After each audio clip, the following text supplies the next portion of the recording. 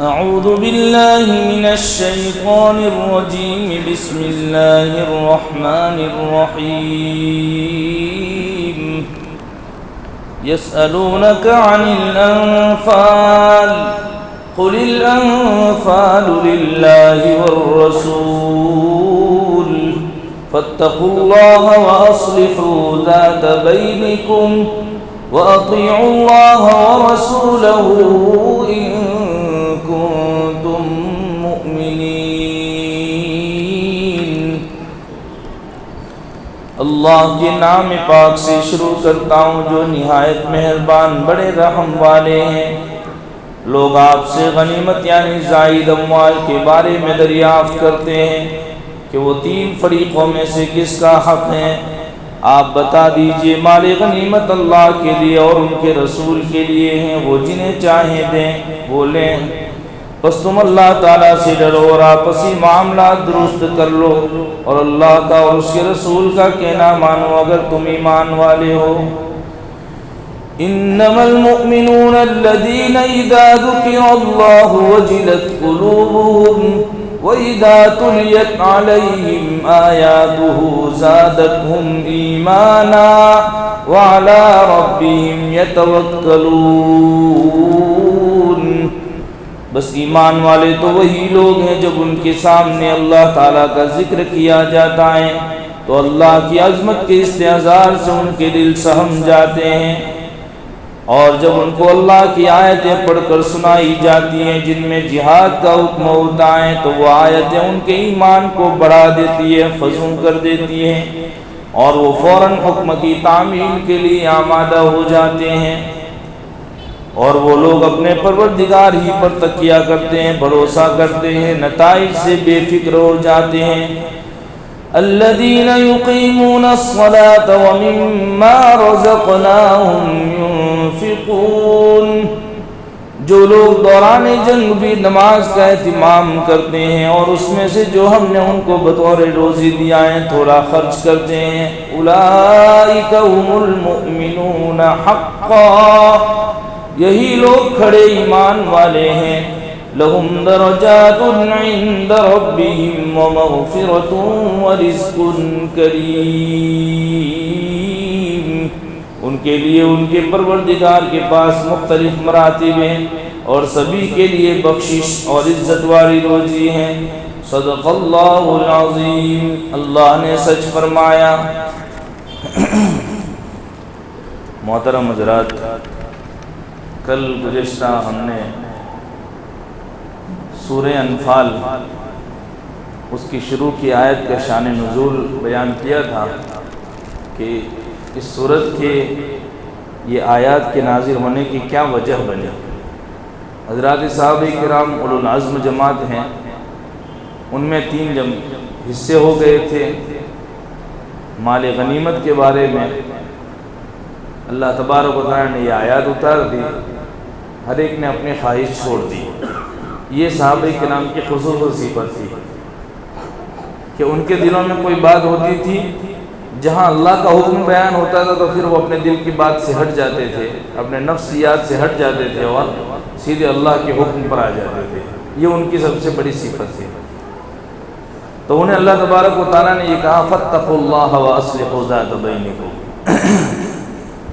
ایک روایت یہ بھی بیان کی ہے کہ ایک صحابی تھے جن کے بھائی کو دشمنوں نے قتل کر دیا تھا، تو اپنے بھائی کے بدلے میں انہوں نے بھی دشمن کا ایک بڑا آدمی سعید ابن عاص نامی آدمی کو قتل کر دیا تھا، اور قتل کرنے کے بعد اس کی تلوار وہ خود اٹھا کے لائے تھے اور اللہ کے نبی علیہ السلام کے پاس آئے اور کہا کہ یہ میں اپنے بھائی کے قاتل کو، اپنے بھائی کے قتل کے بدلے میں اس کو قتل کر کے فلاں کو یہ تلوار اس کی میں اٹھا کے لایا ہوں، تو میں اس کا حقدار ہوں. تو اللہ کے نبی علیہ السلام نے فرمایا کہ بھئی یہ مال غنیمت ہے، اس میں سارے مومنین کا حصہ ہیں، آپ نہیں لے سکتے، اس کو مال غنیمت میں جمع کرا دو. نبی اکرم صلی اللہ علیہ وسلم کا حکم بھلا صحابی ٹال سکتے ہیں؟ فوراً انہوں نے جمع کر دیا. لیکن صحابی فرماتے ہیں کہ میرے دل میں تھوڑا صدمہ ہوا، مجھے سخت صدمہ پہنچا کہ میں لایا ہوں، میں نے اپنے بھائی کے بدلے میں قتل کیا ہے اور اس کی تلوار میں خود اٹھا کے لایا ہوں، پھر مجھے کیوں نہیں دی جا رہی. اسی وقت فوراً یہ آیات نازل ہوئی میں تھوڑا ہی چلا تھا مال غنیمت میں تلوار جمع کرا کے مجھے واپس حکم ہوا کہ نبی اکرم صلی اللہ علیہ وسلم آپ کو یاد کر رہے ہیں. بلایا گیا مجھے اور مجھے وہ تلوار عنایت کر دی گئی. وجہ نہیں سمجھ میں آئی، پھر یہ آیات اتری، بتلائی کہ مجھ پر یہ آیات اتری ہیں اور اللہ تعالیٰ یہ فرماتے ہیں قُلِ الْأَنْفَالُ لِلَّهِ وَالرَّسُولِ، مال غنیمت جو ہے وہ اللہ کا اور اس کے رسول کا ہے، یعنی اللہ کا مال ہے اور نبی اپنے اختیار سے جسے چاہے دے سکتے ہیں. تو اب یہ میرا اختیار ہے تو میں آپ کو یہ تلوار دے رہا ہوں. یہ بھی واقعہ ایک شان نزول اس کا بیان کیا جاتا ہے. قُلِ الْأَنْفَالُ لِلَّهِ وَالرَّسُولِ فَاتَّقُوا اللَّهَ وَأَصْلِحُوا ذَاتَ بَيْنِكُمْ. اس کھینچتان کے اندر تھوڑی بہت رنجشیں ہوئی تو اللہ تعالیٰ کہتے ہیں کہ اللہ سے ڈرو اور اپنے معاملات درست کر لو. اصلاح ذات البین، آپسی تعلقات. حدیث پاک میں آتا ہے اللہ کے نبی علیہ السلام نے فرمایا من اصلح ما بینہ وبین اللہ اصلح اللہ ما بینہ وبین الخلق. جو اپنے اور اپنے اللہ کے درمیان کا معاملہ درست کر لیتا ہے اللہ تعالیٰ اس کے اور مخلوق کے درمیان کے معاملات کو درست فرما دیتے ہیں. تقوی اسی کا نام ہے. تقوی اللہ کا خوف، اللہ کی خشیت اسی کا نام ہے. جب زندگی میں تقوی آ جاتا ہے گویا اللہ اور اس کے درمیان کا معاملہ درست ہو گیا. جہاں اللہ اور اس کے رسول کا معاملہ، اللہ اور اس کے درمیان کا معاملہ درست ہو گیا پھر ساری خلائق کے درمیان کا معاملہ درست ہو جاتا ہے. حدیث پاک میں آتا ہے من کان للہ کان اللہ لہ. جو اللہ کا ہو جاتا ہے اللہ اس کا ہو جاتا ہے. شیخ سعدی رحمۃ اللہ علیہ نے اس پر سے ایک واقعہ نقل کیا ہے کہ ایک اللہ والے تھے جنگل میں جا رہے تھے، دیکھا کہ ایک آدمی شیر کی سواری کر رہا ہے، شیر کے اوپر بیٹھا ہوا ہے اور شیر کا کان پکڑ کے جدھر چاہے مول لیتا ہے اس کو. شیخ سعدی فرماتے ہیں کہ حیران رہ گئے وہ کہ کیا ماجرا دیکھ رہا ہوں میں. تو وہ اللہ والے کو کشف ہو گیا. انہوں نے جواب دیا وہیں سے کہ گھبرانے کی کوئی ضرورت نہیں ہے اور تعجب میں پڑنے کی کوئی بات نہیں ہے. پھر انہوں نے یہ جملہ فرمایا حدیث پاک کا من کان للہ کان اللہ لہ. جو اللہ کا ہو جاتا ہے اللہ اس کا ہو جاتا ہے. میں نے کل یہ بات بیان کی تھی کہ حضرات صحابہ کرام خود فرماتے ہیں کہ ہم نے غزوہ بدر میں فرشتوں کی جماعت کو اترتے ہوئے دیکھا، خود دیکھا. اس لیے اتنا بڑا لشکر جو ان کے لشکر سے 3 گنا زیادہ تھا. حضرت نبی کریم صلی اللہ علیہ وسلم کا لشکر جب روانہ ہوا تھا تو آپ نے صحابی سے پوچھا، ایک صحابی کو معمور فرمایا تھا گنتی کے اوپر کہ گن لو اپنی تعداد کتنی ہے. تو ان صحابی نے فرمایا آ کر عرض کیا یا رسول اللہ صلی اللہ علیہ وسلم ہماری تعداد 313 ہے. انہوں نے کہا تو اللہ کے نبی علیہ السلام نے فرمایا تب تو ہماری جیت اور فتح پکی ہے. پھر وجہ بیان کی اس کی کہ اصحاب طالوت جو تھے، اصحاب طالوت جو تھے وہ 313 تھے اور اللہ نے ان کو فتح نصیب کی تھی. تو نیک فالی لیتے ہوئے میں بھی یہ کہتا ہوں جب ان 313 کو فتح مل سکتی ہے تو یہ تو محمد کے 313 ان کو ضرور فتح ملے گی.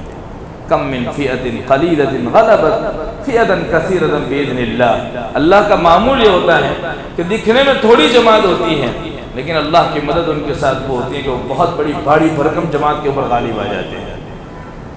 تو یہ حضرت صحابی نے آ کر عرض کیا کہ ہماری تعداد 313 ہے. تو اصحاب طالوت کہاں، اصحاب طالوت کی تعداد بھی 313 تھی.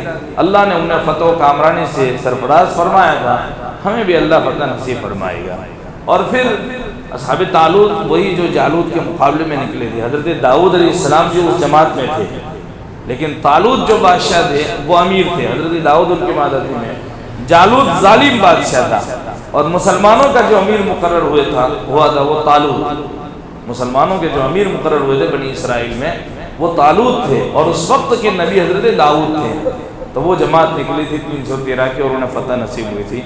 اللہ کے نبی علیہ السلام نے فرمایا ہماری تعداد بھی 313 ہے، اللہ ہمیں فتح نصیب فرمائے گا.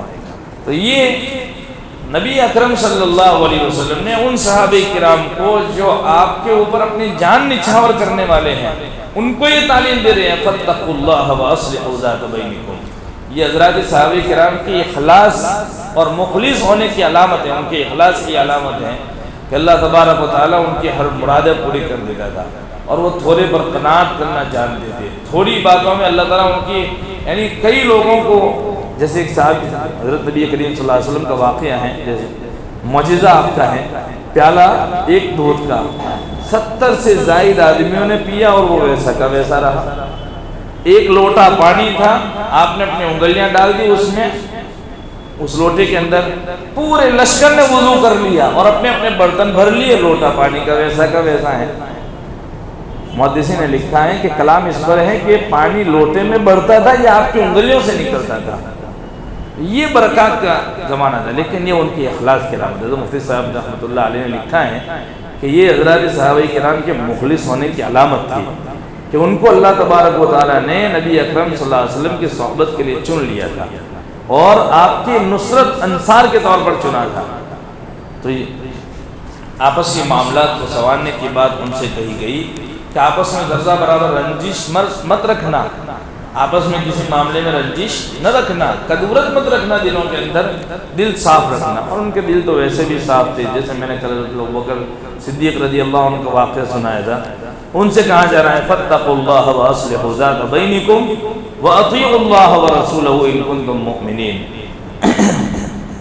جن تعلقات کو اللہ تعالیٰ نے وابستہ رکھنے کا حکم دیا انہیں مت توڑو، اور اگر ٹوٹ چکے ہیں تو جلدی سنبھال لو، یہ کہا جا رہا ہے۔ معاشرے کی اصلاح کے لیے دو چیزیں ضروری ہیں، کسی بھی معاشرے کو صحیح کرنا ہو، درست کرنا ہو تو اس میں دو چیزیں ضروری ہیں۔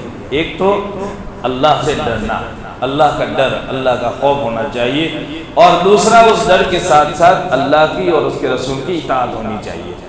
جب یہ دو چیزیں انسان کے اندر آ جاتی ہیں تو سمجھ لو آپس کی نفرتیں ختم ہو جاتی ہیں، انسان آپس کی عداوتیں بھول جاتا ہے۔ جس کے اندر اللہ کا ڈر آ جائے، اللہ اور اس کے رسول کی اطاعت آ جائے، تو وہ اپنے ساری کدورتیں بھلا کر، ساری نفرتوں کو بھلا کر، ساری دشمناوٹ کو بھلا کر وہ اپنے معاملات کو درست کر لیتا ہے اور محبت ہو جاتی ہے۔ وہ جو محبت ہوتی ہے پھر وہ کبھی نہیں ختم ہوتی۔ انما المؤمنون الذین اذا ذکر اللہ وجلت قلوبهم، مومنین کی خاص صفات یہاں سے بیان کر رہے ہیں۔ وہ خاص صفات یہ ہیں، ایک تو یہ ہے اصلاح ذات البین، آپسی معاملات درست کرنا، اس کے ساتھ ان لوگوں کی جو آپسی معاملات درست رکھتے ہیں ان کی 5 خاص اوصاف ہوتے ہیں۔ مومنین کون ہیں؟ فرمایا اذا ذکر اللہ وجلت قلوبهم، جب ان کے سامنے اللہ کا ذکر کیا جاتا ہے، تذکرہ اللہ تعالیٰ کا آ جاتا ہے تو ان کے اندر اللہ کا خوف آ جاتا ہے، سہم جاتے ہیں، اللہ تعالیٰ کا خوف آ جاتا ہے، اللہ کا خوف ہوتا ہے، اللہ کا ڈر ہوتا ہے۔ دوسری صفت ایمان میں ترقی ہوتی ہے ان کی، وَإِذَا تُلِيَتْ عَلَيْهِمْ آيَاتُهُ زَادَتْهُمْ إِيمَانًا، جب ان کے سامنے اللہ کی آیتیں پڑھی جاتی ہیں تو ان کا ایمان بڑھتا ہے، ان کے ایمان کی طرف حدیث پاک میں آتا ہے کہ مومن کا ایمان بڑھتا بھی ہے اور گھٹتا بھی ہے، مومن کا ایمان بڑھتا بھی ہے اور گھٹتا بھی ہے۔ حضرت مولانا سید احمد خان صاحب رحمۃ اللہ علیہ سے پوچھا گیا کہ ایمان کے بڑھنے اور گھٹنے کی کیا علامت ہے؟ فرمانے لگے کہ جب تمہارے اندر نیکیوں کی رغبت ہو تو سمجھ لینا چاہیے کہ ایمان بڑھ رہا ہے، اور جہاں گناہوں کی رغبت ہونے لگے تو سمجھنا چاہیے کہ ایمان گھٹ رہا ہے۔ حدیث پاک میں آتا ہے الایمان یزید وینقص، مومن کا ایمان بڑھتا بھی ہے اور گھٹتا بھی ہے، اس کا مطلب یہ ہے۔ تو بہرحال وَإِذَا تُلِيَتْ عَلَيْهِمْ آيَاتُهُ زَادَتْهُمْ إِيمَانًا، جب ان کے اوپر اللہ کی آیتیں، اللہ کے احکام پڑھے جاتے ہیں تو ان کا ایمان بڑھتا ہے، ترقی کرتا ہے۔ دوسری صفت یہ ایمان کی ترقی۔ تیسری صفت اللہ پر توکل رکھتے ہیں۔ وہ توکل کسے کہتے ہیں؟ ہم لوگ یہ سوچتے ہیں کہ گھر میں بیٹھے رہیں اور اللہ پر توکل ہے، اللہ کی قدرت اس سے بیزار نہیں ہے۔ اللہ کا قانون یہ ہے کہ تم اسباب اختیار کرو پھر توکل کرو، یہ نہیں کہ بغیر کسی اسباب کے گھر میں بیٹھے رہیں، بیوی بچے بھی گھر میں ہیں اور بڑا پریوار ہے، خاندان ہے، اہل و عیال، اور یہ سوچیں کہ بھائی چلو منتیں پوری ہو جائے گی، ساری مرادیں پوری ہو جائے گی، گھر میں کھانا بھی خود بخود آ جائے گا۔ ایسے نہیں آتا۔ وہ تو بنی اسرائیل کے لیے من و سلوہ ہوتا رہا تھا، لیکن انہوں نے ناشکری کی تھی، تو معلوم ہوا کہ مفت کی جو غذائیں ملتی ہیں اس پر ناشکری پیدا ہو جاتی ہے۔ اس لیے اللہ تعالیٰ انسان کو اسباب اختیار کروا دیا تاکہ اس کی نعمتوں کی قدر معلوم ہو۔ وَعَلَىٰ رَبِّهِمْ يَتَوَكَّلُونَ، ورنہ توکل کی ایک معیار یہ ہے، توکل کا ایک معیار یہ ہے وَمَن يَتَّقِ اللَّهَ يَجْعَلْ لَهُ مَخْرَجًا وَيَرْزُقْهُ مِنْ حَيْثُ لَا يَحْتَسِبُ، اللہ تعالیٰ فرماتے ہیں جو اللہ سے ڈرتا ہے اللہ تعالیٰ اس کے لیے راستے نکالتے ہیں، بناتے ہیں، اور کیسے راستے ہیں؟ کہا اس کے گمان میں بھی نہیں ہوتا ایسی جگہ سے اس کے لیے رزق کا انتظام کرتے ہیں۔ اور پھر آگے تقوی کی بات کہی، وَمَن يَتَوَكَّلْ عَلَى اللَّهِ فَهُوَ حَسْبُهُ۔ آدمی کبھی کبھار ایسا ہوتا ہے کہ دکان کھول کے بیٹھتا ہے، صبح سے شام تک بیٹھا رہتا ہے، ایک چونی بھی نہیں آتی، لیکن جب نکلنے کا ارادہ کرتا ہے دروازہ بند کرتا ہے، کوئی ایسا گاہک آ جاتا ہے جو پورے دن کی تھکان کو دور کر کے چلا جاتا ہے۔ تو یہ ہے وَيَرْزُقُهُ مِنْ حَيْثُ لَا يَحْتَسِبُ۔ دکان پر کچھ بکری نہیں ہے، گھر پر پہنچ گیا، فون پر معاملہ ہو گیا، دل خوش کر دیتا ہے اللہ تعالیٰ۔ گھر میں کوئی کچھ بھی نہیں ہوتا، ایک دانہ بھی نہیں ہے چاول کا کہ گھر والوں کے لیے کچھ کھانے پینے کا انتظام ہو جائے، اور اللہ تعالیٰ ایسی جگہ سے کہیں سے ہدیہ وغیرہ کی شکل بنا دیتے ہیں، انتظام ہو جائے۔ وَيَرْزُقُهُ مِنْ حَيْثُ لَا يَحْتَسِبُ، کہ اللہ تعالیٰ ایسی جگہ سے رزق کا انتظام کرتا ہے کہ وہم و گمان میں بھی نہیں ہوتا۔ اس کو ہمارے مفسرین نے لکھا ہے کہ اگر آسمان لوہے کا ہو جاوے اور زمین تانبے کی ہو جاوے، لیکن مقدر کا جو دانہ ہے وہ مل کر رہنے والا ہے۔ حدیث پاک میں آتا ہے کہ انسان کو جس طرح موت تلاش کرتی ہے، اس طرح اس کا رزق کا دانہ بھی اسے تلاش کرتا ہے۔ جہاں رزق کا دانہ یعنی اس کا جو متعین شدہ رزق ہوتا ہے وہ پورا ہو جاتا ہے، وہی موت آ کے کھڑی ہو جاتی ہے۔ تو رزق اور موت دونوں ساتھ ساتھ چلتے ہیں، جہاں رزق ختم ہوا وہی موت آ کے کھڑی ہو جاتی ہے۔ یہ ہے وَيَرْزُقُهُ مِنْ حَيْثُ لَا يَحْتَسِبُ وَمَن يَتَوَكَّلْ عَلَى اللَّهِ فَهُوَ حَسْبُهُ۔ اللہ پر توکل کرنے والوں کے لیے اللہ کافی ہو جاتے ہیں۔ وَكَانَ أَمْرُ اللَّهِ، یہ وَمَن يَتَوَكَّلْ عَلَى اللَّهِ فَهُوَ حَسْبُهُ، اسی کو کہہ رہے ہیں وَعَلَى رَبِّهِمْ يَتَوَكَّلُونَ۔ مومنین کے اوصاف بیان کر رہے ہیں، اس میں تیسری صفت یہ بیان کی، وصف بیان کیا کہ توکل کرنے والے۔ چوتھی صفت الذین یقیمون الصلاۃ، وہ نمازوں کے پابند ہوتے ہیں۔ انسان بہت کچھ کرتا ہے لیکن غفلت جو برتتا ہے وہ نمازوں میں ہی برتتا ہے۔ مجھے ایسا لگتا ہے، میں کسی کے اوپر حملہ نہیں کرتا، کسی کی نیت کے اوپر، لیکن ہمارے ماحول کے اعتبار سے میں بات کر رہا ہوں کہ رمضان میں گویا اللہ کا خوف اتر جاتا ہے، گویا ہمیں یہ ہوتا ہے کہ اللہ حاضر ناظر ہے۔ نعوذ باللہ ہم عام دنوں میں اللہ کو حاضر ناظر نہیں سمجھتے۔ جس اللہ کے خوف سے ہم رمضان میں ایک نماز کا تکبیر اولیٰ ناغہ نہیں ہوتی ہماری، عام دنوں میں ہماری نمازیں کہاں چلتی، نمازوں کی نمازیں نکل جاتی ہیں، دیوالیہ بن جاتے ہیں، ہم دیوالا نکل جاتا ہے ہماری نمازوں کا۔ کیوں ایسا ہماری زندگیوں میں؟ الذین یقیمون الصلاۃ، مومنین کی صفت بیان کی جا رہی ہے۔ قرآن کریم میں ایک جگہ ہے فویل للمصلین الذین هم عن صلاتهم ساہون، مصلین کے لیے بھی ہلاکت بیان ہوئی ہے، لیکن کون سے؟ جو نماز کے اندر رہتے ہوئے بھی غافل رہتے ہیں، ایسے مصلیوں کے لیے۔ بعض مرتبہ ایسا ہوتا ہے انسان نماز پڑھ لیتا ہے، نماز تو پڑھ لیتے ہیں، فریضہ تو ادا ہو جائے گا، لیکن بہت سارے ثوابات جو ہوتے ہیں محروم ہو جاتے ہیں ان سے۔ جیسے ایک مثال دو آپ کو، عید کی نماز مثال کے طور پر، یا جنازے کی نماز، بہت بڑا مجمع ہوتا ہے، ہم معمولی سمجھ کر اس کو چھوڑ دیتے ہیں۔ جنازے کی نماز کی مثال لے لیجئے، جنازے کی نماز سب جاتے ہیں، فرض کفایہ ہیں، چند لوگ چلے گئے ادا ہو جائے گی، نہیں۔ حدیث پاک میں آتا ہے کہ جو جنازے کی نماز ادا کرتا ہے اس کو 1 قیرات ثواب کا ملتا ہے، اور جو تکفین میں شریک ہوتا ہے اس کو 2 قیرات ملتے ہیں۔ صحابہ کرام نے پوچھا قیرات سے کیا مراد ہے؟ گناہ کے باب میں، کسی گناہ کے باب میں نبی اکرم صلی اللہ علیہ وسلم سے پوچھا گیا، آپ نے فرمایا 1 قیرات کے برابر گناہ ہوگا، تو آپ صلی اللہ علیہ وسلم نے فرمایا قیرات کی مقدار وہاں 1 مد ہے، 1 لوٹے کے برابر، اتنا گناہ ہوگا۔ اور جہاں ثواب کے بارے میں قیرات کی بات آئی تو نبی اکرم صلی اللہ علیہ وسلم نے فرمایا احد پہاڑ کے برابر ثواب ملے گا۔ 1 قیرات احد پہاڑ کے برابر سونا خرچ کرنا، اتنا ثواب ملتا ہے جنازے کی نماز پڑھنے پر، اور ہم معمولی سمجھ کے چھوڑ دیتے ہیں۔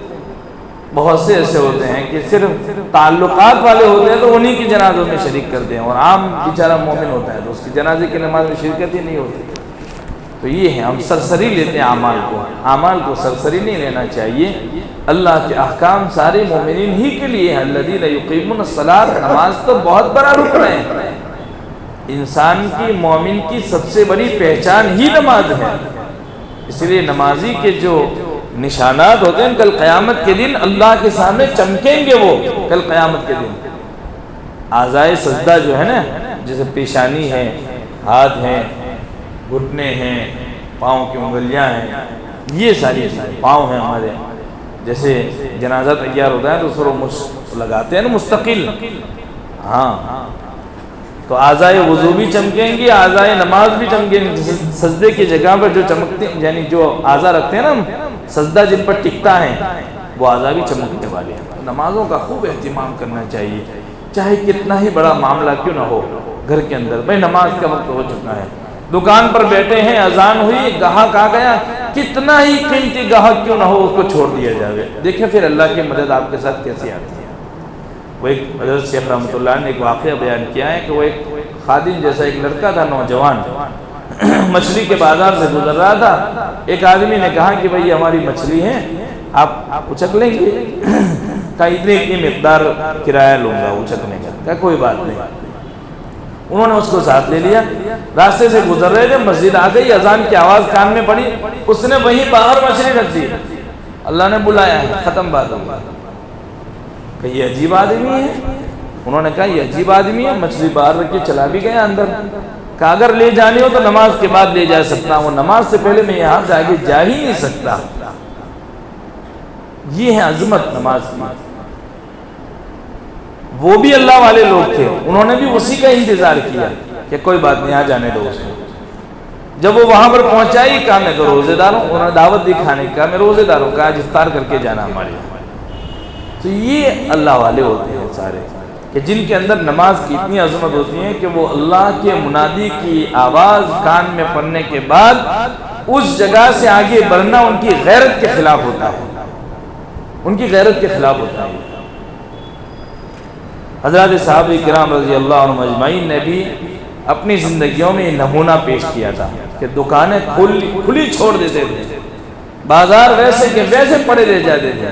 ارے آپ دیکھیے الذین یقیمون الصلاۃ جو ہے وہ کہاں پر بیان ہوا ہے؟ ایک طرف جنگ چل رہی ہے اور نماز ہو رہی ہے. حضرت امام حسین رضی اللہ تعالیٰ عنہ جو حضرت نبی کریم صلی اللہ علیہ وسلم کے نواسے محترم ہیں، حضرت نے جنگ جاری ہے کربلا میں، نماز کا وقت ہوا تو صلاۃ الخوف کے اوپر عمل کروایا. کہا ایک جماعت آگے نماز پڑھے گی، ایک جنگ کرے گی، دوسری نماز پڑھے گی. ایک رکعت ان کی ہوئی، وہ جماعت جائے گی آگے اور وہ نماز پڑھنے آئیں گے. لیکن نماز شروع ہو چکی ہے تو وہ دوسری رکعت میں شریک ہوں گے. پھر ایک رکعت پڑھ کے وہ چلے جائیں گے اور تیسری رکعت کے لیے وہ آئیں گے. یہ صلاۃ الخوف کا طریقہ ہے، نماز کا طریقہ جنگ کے اندر. ایک جماعت جنگ کرے، ایک جماعت نماز ادا کرے. ہر ایک کی رکعتیں مختلف، لیکن ان کی نمازیں جہاں سے وہ شروع ہوئے وہیں سے شروع ہوگی. اللہ تعالیٰ نے کتنا آسان طریقہ بتا دیا نمازوں کو ادا کرنے کا. نماز ہے ہی ایسی چیز، جب بھی کوئی مصیبت کا معاملہ پیش آئے نماز کی طرف متوجہ ہونا چاہیے. نبی اکرم صلی اللہ علیہ وسلم کا عمل بیان ہوا، اذا حزبہ امر فزع الی الصلاۃ. جب بھی آپ علیہ الصلوۃ والسلام کو کوئی اہم معاملہ پیش آتا تھا، آپ نماز کی طرف متوجہ ہو جاتے تھے. آپ نماز کی طرف متوجہ ہو جاتے تھے. ذرا سی ہوا تیز ہو جاتی تھی، آپ مسجد دوڑ جاتے تھے. ذرا یعنی بادلوں کے اوپر کالی چھا جاتی تھی، سیاہی چھا جاتی تھی، مسجد کی طرف بھاگ جاتے تھے. خوف یہ ہوتا تھا کہ کہیں قیامت نہ آ جائے. اور ہمارے یہاں تو جہاں بھوکم آتے ہیں وہی تفریقہ بن جاتی ہے، جہاں زلزلے آتے ہیں وہی تفریقہ بن جاتے ہیں، لوگ دیکھنے جاتے ہیں. ارے وہ تو اللہ کی عذاب. ابھی کسی نے مجھے سوال کیا، بارش ہوئی، میں موقع ہے اس لیے بیان کر رہا ہوں. میں ایک مسجد میں، ہماری مسجد کے چندے کے لیے گئے ہوئے تھے ہم، تو ایک صاحب آئے میرے پاس. نہیں مسجد کے چندے کے لیے کسی معاملے میں ہم گئے ہوئے تھے. ابھی جو بارش ہوئی ابھی یہ اس میں کڑے گرے، برف کے اولے گرے. تو وہ مجھے پوچھنے آئے کہ یہ جو بارش پڑ جائے، ہاں مسجد رانی میں ہم چندہ کرنے گئے تھے مسجد کا، اور اس موقع پر کسی نے پوچھا مجھے کہ یہ جو بارش برسی وہ اللہ کی رحمت گری جائے گی یا اللہ کی ناراضگی؟ میں نے کہا اللہ کی ناراضگی ہے. بے موسم بارش کا برسنا حدیث پاک میں آتا ہے اللہ کی ناراضگی کے علاوہ. ہاں موسم کے اندر برستی ہے بارش تو وہ رحمت ہے، وہ اللہ کی رحمت ہے. لیکن بے موسم بارش زحمت ہے، اللہ کی ناراضگی ہے. تو مجھے پوچھنے لگے کہ یہ جو برف کے اولے گرے لوگوں نے کھائے ان کا کھانا کیسا ہے؟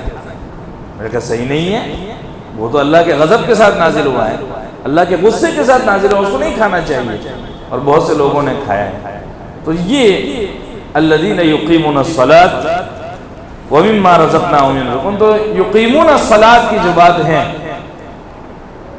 اللہ تبارک و تعالیٰ نے مومنین کی خاص پہچان بنائی ہے، اس کو اپنانا چاہیے انسان کو، اللہ کے اس حکم سے روگردانی بالکل نہیں کرنی چاہیے۔ علماء نے لکھا ہے کہ جب انسان نماز کا اہتمام، 5 وقتہ نماز کا اہتمام کر لے گا، اللہ کے دربار میں بہت بڑی رعایت ہو جائے گی، اس کی بہت بڑی رعایت ہو جائے گی۔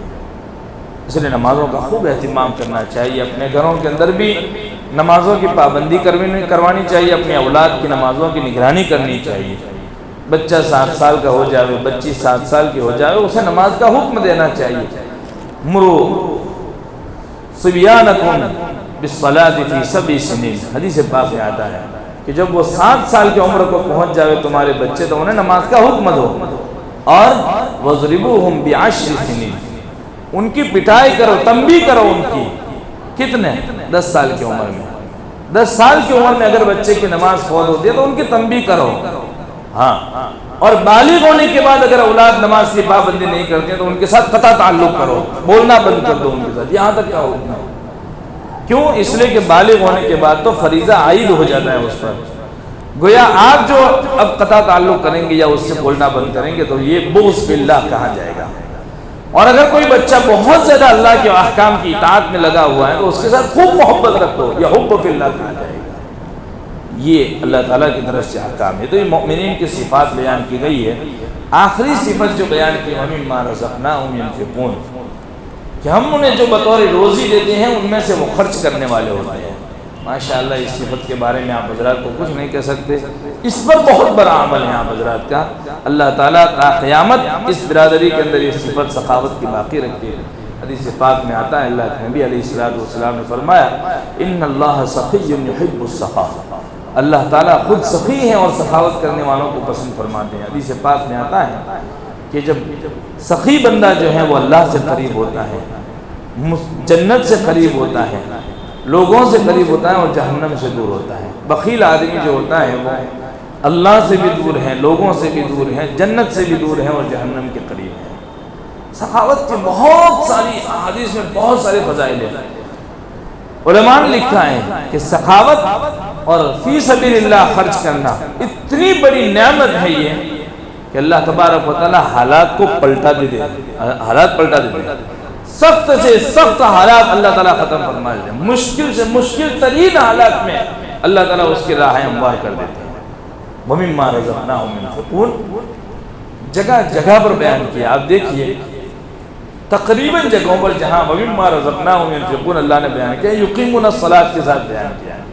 پہلے پارے کی جو سورہ بقرہ کی 3ری آیت ہے الذین ھدی للمتقین، وہاں بھی تقوی والوں کی صفت میں بیان کیا اللہ تعالیٰ نے الذین یقیمون الصلاۃ ویؤتون الزکاۃ ومما رزقناہم ينفقون، یہ اللہ تعالیٰ نے الذین یؤمنون بالغیب ویقیمون الصلاۃ ومما رزقناہم ينفقون، اقامت صلاۃ کا مفسرین نے لکھا ہے اقامت صلاۃ کا اور انفاق فی سبیل اللہ کا بہت بڑا تعلق ہے۔ جب بندہ اللہ کی جانی عبادت پر کھڑا ہو جاتا ہے اللہ اسے مالی عبادت کی ضرور توفیق دے دیتے ہیں۔ آپ دیکھیے رمضان میں جب بندے اللہ کی طرف خوب متوجہ ہوتے ہیں تو اللہ تعالیٰ ان کو خرچ کرنے کی بھی خوب توفیق دیتے ہیں۔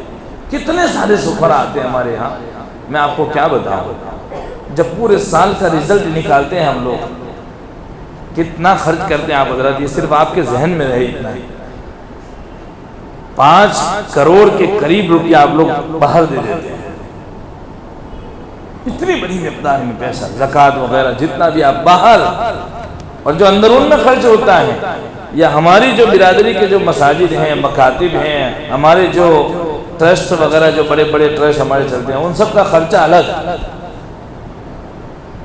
ان سب کا خرچہ الگ ہو، اور یہ جو ہم معیار نکالتے ہیں وہ سال بھر کا معیار ہے، رمضان کا الگ۔